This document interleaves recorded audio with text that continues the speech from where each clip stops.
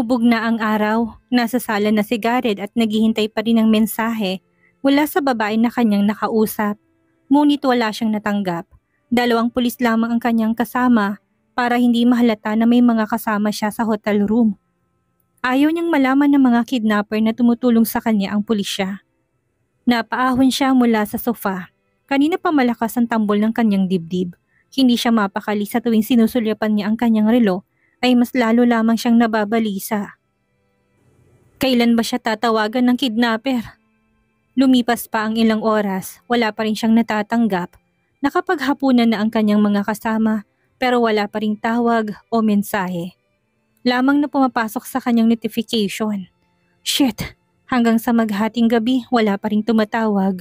Nanlalamig ng kanyang mga kamay ngunit wala pa ring nangyayari. Tumayo ang kasama nilang pulis. Nakita niyang may tinitipa ito sa cellphone. May natagpuan ng bangkay sa kalsada na papunta sa airport. Balita nito. Bumilis ang tibok ng kanyang puso. Bangkay? It wasn't my wife, sagot niya. Unidentified pa raw dahil sa sunog ang buong katawan. Imporma nito. It's already late, Mr. Virado.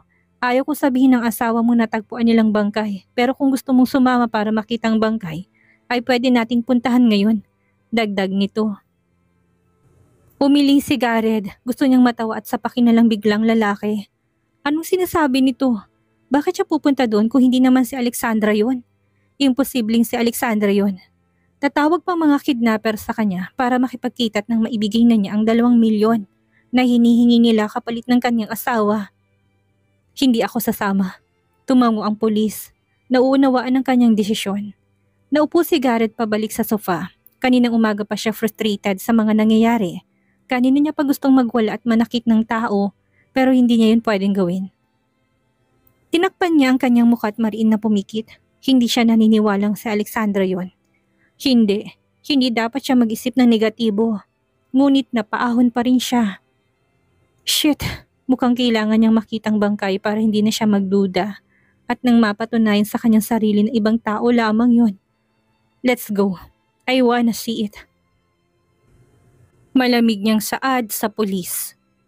Tumayo ito't giniya siya palabas ng hotel. Lumabas sila at tahimik na bumaba sa parking lot. Dala niya ang kanyang cellphone at maya't maya ay tinitingnan para makita kung may mensahe na bang pumasok. Ilang minuto mula sa hotel ay nadaanan na nila ang airport. Ngayon ay binabaybay na nilang kalsada na patungo sa norte. Tahimik siya sa sasakyan habang bumubulong ng panalangin na sana'y hindi si Alexandra ang natagpuan nila. Nakita niyang mga sasakyan na nakaparada sa gilid ng daan. Naroon din ang ilang police car at mukhang nagsasagawa ng search operation. Bumaba silang 2 sa sasakyan at kagad na lumapit sa mga nagkukumpulang tao. Nasaan ang bangkay? Tanong ni Rino, ang pulis na kanyang kasama. Sumagot ang kapwa-pulis nito at tinuro kung saan natagpuan ang bangkay.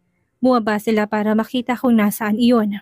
Inayos ng mga pulis ang ilaw para makita ng mabuti ang bangkay. Palapit ng palapit ay mas lalong kumakalabog ang dibdib ni Gareth. May natagpuan kaming singsing at pulsera sa kamay nito. Sinalubong sila ng isang inspektor. Pinakita nitong singsing na nakasilid sa isang evidence bag. Kumunot ang noo ni Gareth na makitang pamilyar ang singsing. Is it familiar with you, sir? Tanong ni Rino nang makitang ekspresyon ng mukha ni Gareth. Kinuha niyang evidence bag para mas makita ng maayos ang singsing. Matinding kirot ang kanyang naramdaman na mapagtanto na yun ang wedding ring nila ni Alexandra. Naalala niyang suot-suot ni Alexandra ang kanilang wedding ring. Simula nang dumating sila sa Batanes, nanikip ang kanyang dibdib at parang nagdidilim ang kanyang paningin. Patakbo niyang tinungo kung saan naroon ang bangkay. Natatakpan na yun ng itim na kumot kaya hindi niya makita ang mukha. Ngunit kapansin-pansin ang sunog nitong mga paa, ang mga kamay at maging ang buhok. Nag-init ang sulok ng kanyang mga mata at gustong lapitan ng bangkay para makita ng buo pero pinigilan na siya ng isang pulis. Hindi po pwedeng lumapit, sir. Pigil nito sa kanya. Sumunod si Rino, hinawakan ng kanyang braso para pigilan siya. I want to see if it's my wife. Shit! Sigaw niya. Pulang-pula ang kanyang mga mata dahil sa galit at nagbabadyang luha. Hindi niya kayang tanggapin na nangyayari to. Hindi pwede. Hindi dapat ganito. There were also gunshots. Balita ng kausap ni Rino. Isa sa likod ng biktima, sa taas lamang na kanyang dibdib at ang isa-isa braso. Umiling siya. Hindi. Hindi si Alexandra yan. Nang subukan niyang lapitang muli ang bangkay ay pinigilan siya ng mga pulis. Upang matigil ang kanyang pagpupumilit, lumapit ang inspektor sa bangkay at nalis nitong itim na kumot. Bumungad sa kanyang paningin ang sunog na katawan. Buong katawan nito ang sunog. Hindi na makikilalang mukha at katawan. Nanghina siyang napaatras. Imposible. Masamang panaginip lamang ito. Hindi ito totoo. Kaya tulala siyang nang ibalik siya ni Rino sa sakyan para pakalmahin. Sumunod ang inspektor para magbalita pa ng ilang detalye. We will perform a DNA test para makasigurado tayo na yun nga ang asawa ni Mr. Virado. Sad nito.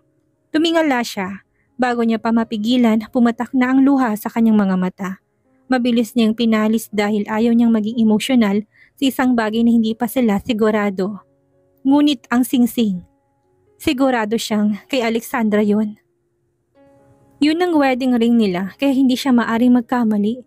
Shit! Hindi na niya napigilan ang sarili. Malakas niyang sinuntok ang dashboard ng sasakyan.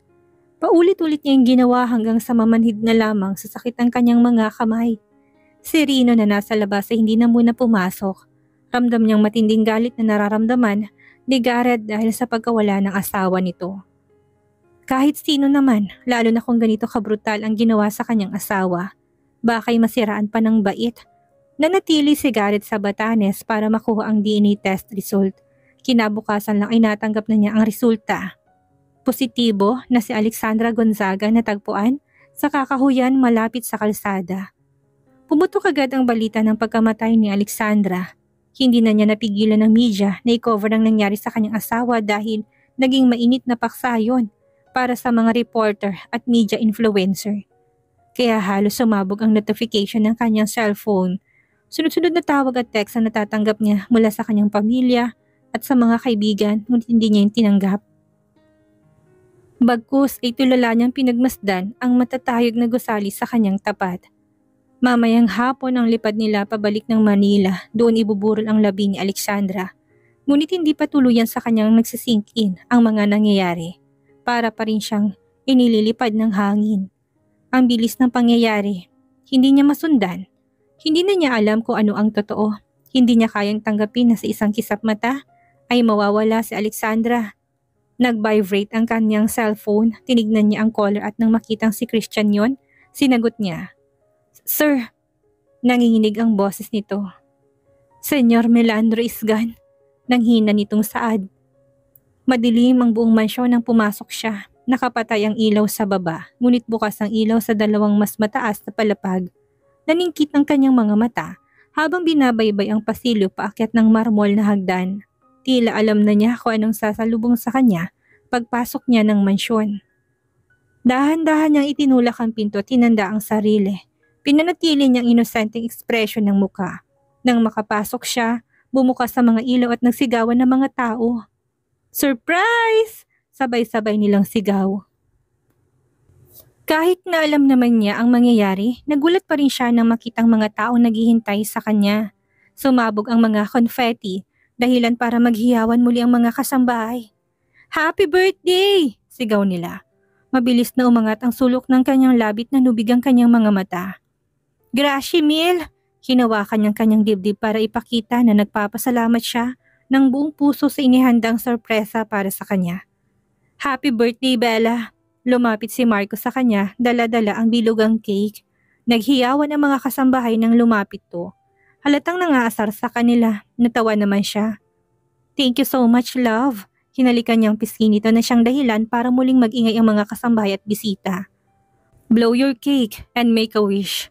Panghihikayat ni Marcus, kumiti siya at tumango, ngunit bago niya pa masunod ang gusto ng lalaki, nakita na niya nag-uunahan ng dalawang bata palapit sa kanya. Mommy! Mommy! Tumatakbo sa kanilang direksyon ang dalawang bata. Naunang magandang batang babae samantalang nasa likod nitong gwapong batang lalaki. Si Athena sa kanya ang unang nakalapit at agad tong yumakap. Humagik ito nang makitang naunahan niya si Damon. Mom! Padabog na lumapit si Mon. At sumimangot, natawa siya sa itsura nito. Mabilis na mapikon si Mon lalo na pagdating sa kakambal nito. Come here, baby!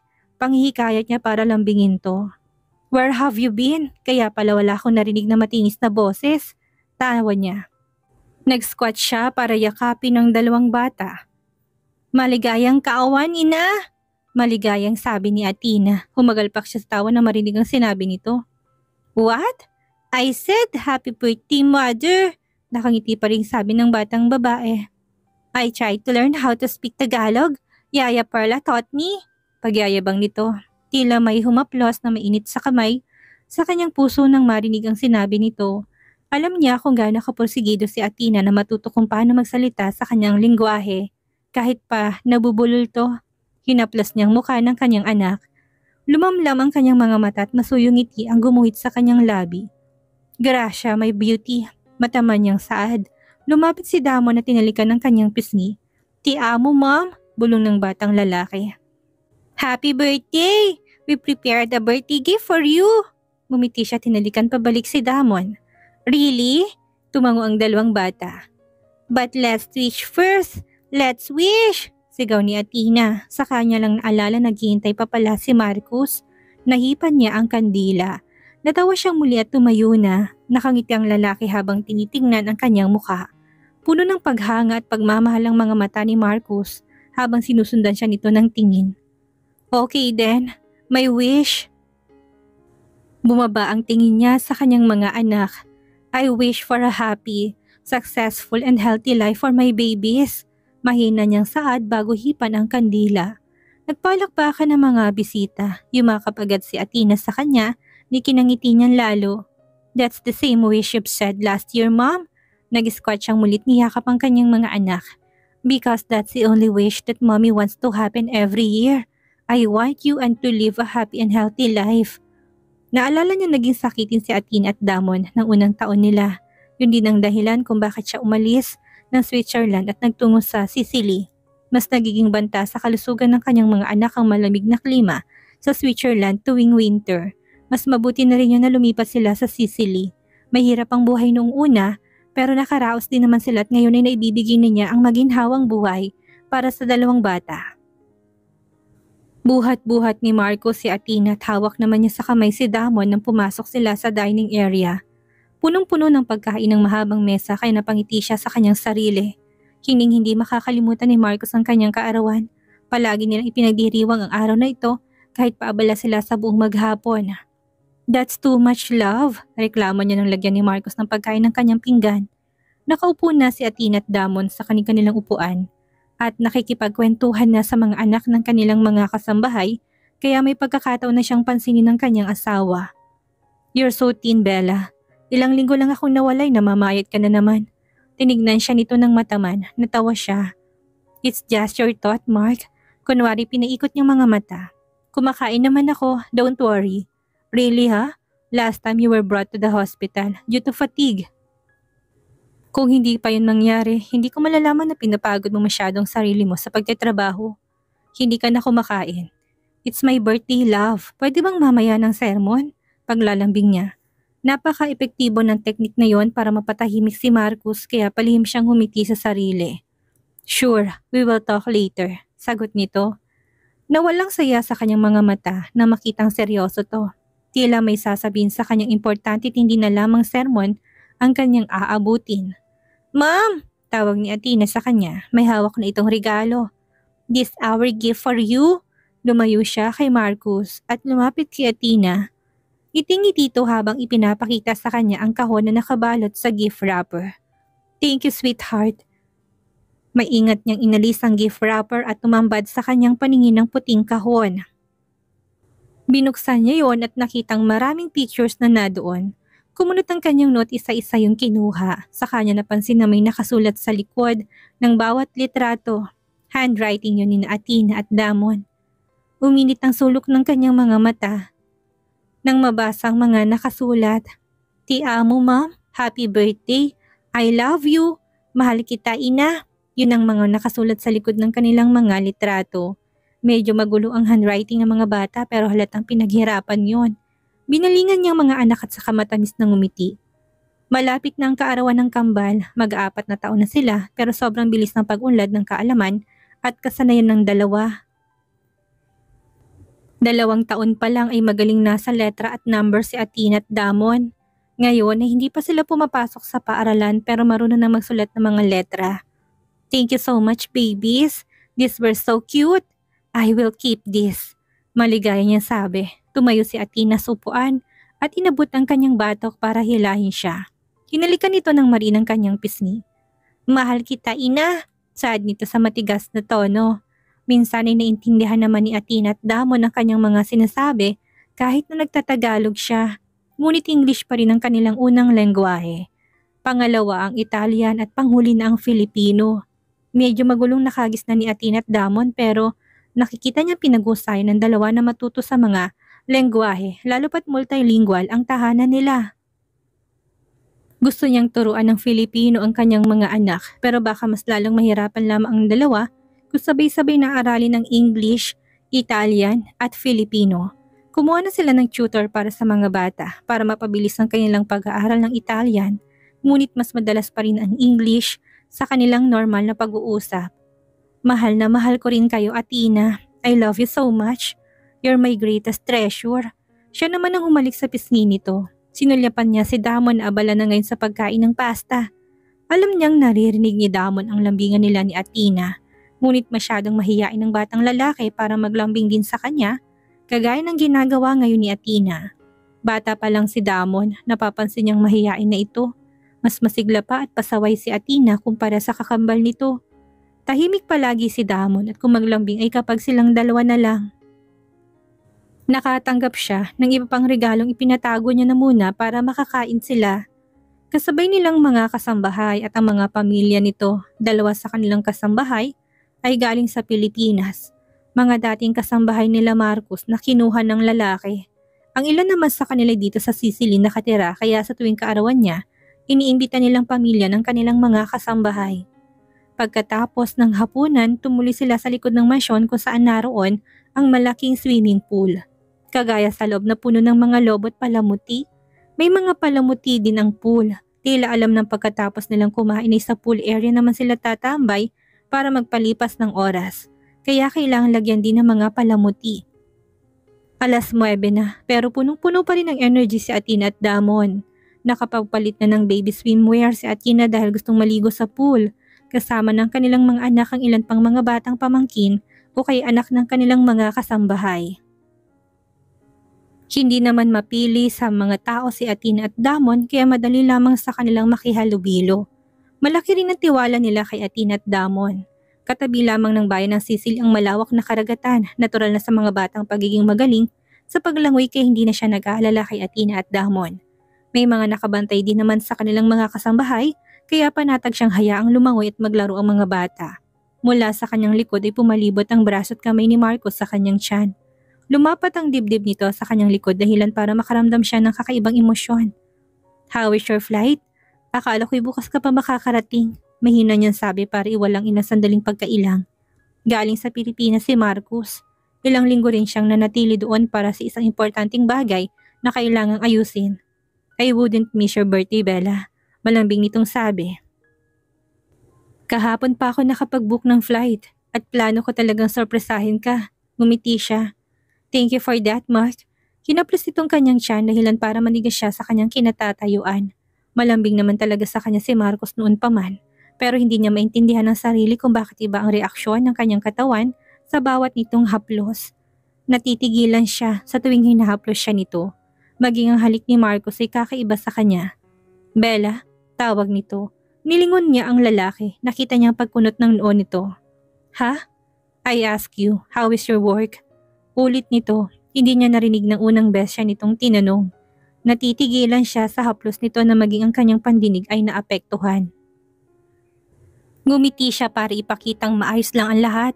May bago na naman kaming deal, masaya niyang balita. 2 hotel ang pumirma na sa kontrata para kunin ang serbisyo namin. I'm very excited with our new contract. Actually, may nakahanda na akong design para sa mga furniture na exclusive sa kani-kanilang hotel. Nakangiti niyang kwento. Humigpit ang yakap ni Marcos sa kanya at alam niya kung bakit gano'n ang reaksyon nito. Mark, mahina niyang daing sa pangalan ng lalaki. Everything is fine now, Bella. May business we're already doing well. Hindi mo na kailangan magtrabaho. Mark, please. Pigil niya sa lalaki. Alam mong gusto kong tumulong. Inalis niyang yakap nito. Hinayaan naman siya nitong makawala. Para siyang nakalaya sa kakaibang kadenang nakapulupot sa kanyang katawan. We will be able to give a more comfortable life with our family through this. Ayaw mo bang pareho tayong may contribution? Hindi ko pinapabayaan si Athena at Damon. Nagagampanan ko pa rin naman ang pagiging ina ko sa kanila. And I'm also trying my very best to become a better half with you. Sinubukan niyang haplusin ang pisngi ni Marcos para paamuin to pero umiwas ang lalaki. That's not the point, Bella. Ayaw ko lang na napapagod ka sa pagtitrabaho. Pumayag lang ako mag-part-time ka sa pagdidisenyo ng mga furnitures dahil sa nangyari noon, hindi pa maayos ang mga negosyo ko kaya hinayaan kita. But now, it's already doing so fine. I will provide for our family. I will do it. Naipikit niyang mga mata at isang malalim na buntong hiningang kumawala sa kanyang bibig. Naiintindihan niya si Marcus. Nag-aalala lamang ito sa kanya pero hindi niya gustong bitawan ang kanyang trabaho. Hindi ngayon na mas lumalago ng maliit na kumpanyang pinasukan niya. Hindi ngayon kung kailan mas naibibigay na niya ang magandang buhay kay Athena at Damon. Mark, please. Let's not fight over this. I'm so proud of you for the past few years. Alam ko kung gaano ka nahirapan na itaguyod ang pamilya natin. Alam ko kung anong hirap ang pinagdaanan mo, kaya ayaw ko sayangin na lang ang oportunidad na ito. We can work together to provide a better for our children. Pwede ka na magtayo ng negosyo dito sa Sicily kapag makaipon na tayo. Ngumiti siya. Puno ng pag-asa ang kanyang puso. Or we can go back to the Philippines and live a more peaceful and comfortable life. No, maagap na sigaw ni Marcus. Napatas sa lalaki at mariin na umiling. We're not gonna go back to the Philippines, Bella. May din itong sabi. Nakita niyang pagdaan ng galit sa mga mata ni Marcus. Kinabahan siya. Ayaw niyang mag-away sila, lalo pat pagod silang dalawa, galing sa trabaho. Nakalimutan niyang nagiging sensitibo si Marcus sa bagay na yon. Maraming kinakaharap na problemang lalaki sa Pilipinas kaya tinaka sila nito, papuntang Switzerland. Ang alam niya na baon ng pamilya ni Marcos sa malaking utang dahil sa pagkakalugmok ng kumpanya nila. Pero maayos ng mga negosyo, hindi ba? Nakakaahon na sila sa hirap. Nabayaran na sigurong mga utang. Hindi pa ba maaring bumalik sa Pilipinas? Mark, help! Ma'am, help! Natigil ang pagtatalo nila ni Marcos nang mabilis ang boses ni Athena. Mabilis nang binalingan ang tingin ng kanyang anak. Nasa gilid to ng pool habang tinuturo ang pool. Help, Ma'am!